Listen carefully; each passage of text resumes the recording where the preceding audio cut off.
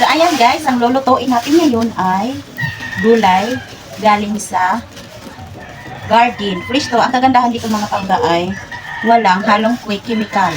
No? Ang taba ng gulay doon sa kahapon kasi pumunta ako sa aming bukiran. Tapos mga pangga, ang kagandahan doon ay wala pong yung mga abono ay wala talagang abono para pampataba ko. Dahil mayaman sa taba yung aming lupa. So ito yung, ayan, mustasa. Ano?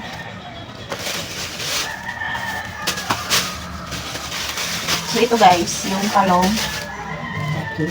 So, ito, pang ilang beses na kasi harvest ng talong. Kaya ito na lang yung, ito yung, pero hindi naman talaga maano ang tawag ko. Sabi siya, padili mahalin pag once dagko na ang talong. So, kini dapat siya nga kadagkoon, imong harveston para mahalin pa siya. Kaya kung ma-over na siya kadagko is, mahalin siya pero brato ra. Tapos, lami pa kayo siya, kay fresh ni para gikan sa garden. So, ayan, magluto na siya. Sige guys, atong sudan is talong.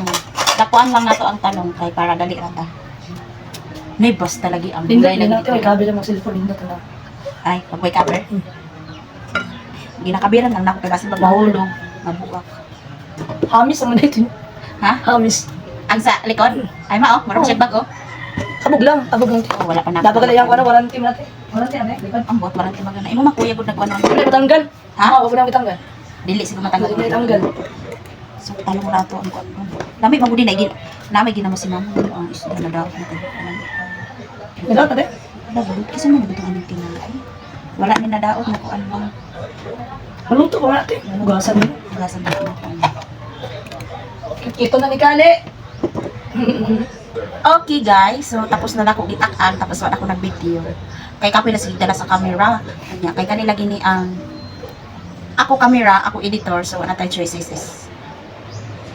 Post, tapos kanili ang dinadato kinahanglan sa kasabit dito ng camera kasi mahulog akong cellphone, walay cover. So mamaya ko na lang kayo i-update kapag naluto na yung aking gulay. So ayun mga pangga, no, since tapos na po tayo nagluto ng talong and siyempre kakain na yung asawa ko mga pangga. Ako ayaw ko munang kumain dahil kababago ko palang kumain ng binignit ng aking ina mga pangga.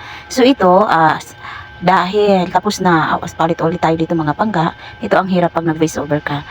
So ang gagawin ko na ngayon ay siyempre hugasan ko na yung pichay na hina-harvest ko sa aming bukiran. Ayan. Dahil binigyan po ako ng aking kaibigan. Dahil meron kasi silang tawag nitong sakahan doon. Tapos siyempre ako kahapon, tawag nitong kung sabi siya pa is nag-uban ko sa ila. While harvest sila din, sa wa ko nakaagwanta is nag-apil-apil ko sa ila pa ganinang harvest. Dahil nahihiya din naman ako na sasama lang ako. Tapos wala akong gagawin sa kanila sakahan mga pangga.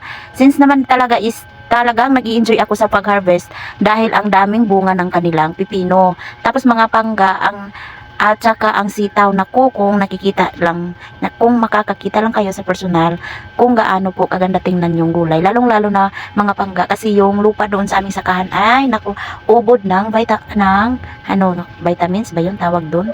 Ay, bala kayo dyan sa buhay yung mga pangga. So ako, is nainganyo talaga ako na mamitas ng bunga ng pipino, sitaw, at saka ito din yung pichay mga pangga. So yung yung hinugasan ko ay reject na yan. Ang sabi ng kaibigan ko, wag ko na daw dalhin kasi nga reject na. Meron naman daw mas maganda pa dyan. Sabi ko, hindi kasi sayang mga pangga, no? Sayang talaga. Yan pa ang bibilihin ko na sobrang mahal ng gulay sa palengke mga pangga. Kaya pinagsamantalaan ko na lang na tawag nitong, sabi sa pa ayoon sa iyaha. Dahil sayang naman talaga. Sa kanya kasi, sabi, siguro, ay araw-araw na silang nagugulay, tas mga pangga, ibinta niya kasi yung hina-harvest niyang, gulay. So, ito, dahil reject na, hindi naman talaga to pwede na ibinta mo kasi reject na nga mga pangga. So, dahil ako ay nagtitipid po tayo dahil sa sobrang, tawag nitong mahalang bilihin, kaya, sinulit ko na, kaya, sabi ko, dadalhin ko talaga to, ayaw mo at sa gusto mo. So, yun naman, yung friend ko, since birth po talaga, close friend na kami, hanggat nag-asawa kami, ay friend pa rin kami mga pangga. So, ayan, hindi rin namin alam na yung asawa pala namin ay magkadugo kasi nga kapareho yung apelyido nila. So, ayan, hanggang dito na lang po. Salamat sa inyong panonood. Bye-bye. Thank you for watching and follow for more. God bless everyone. Siyempre, palike na rin po mga pangga.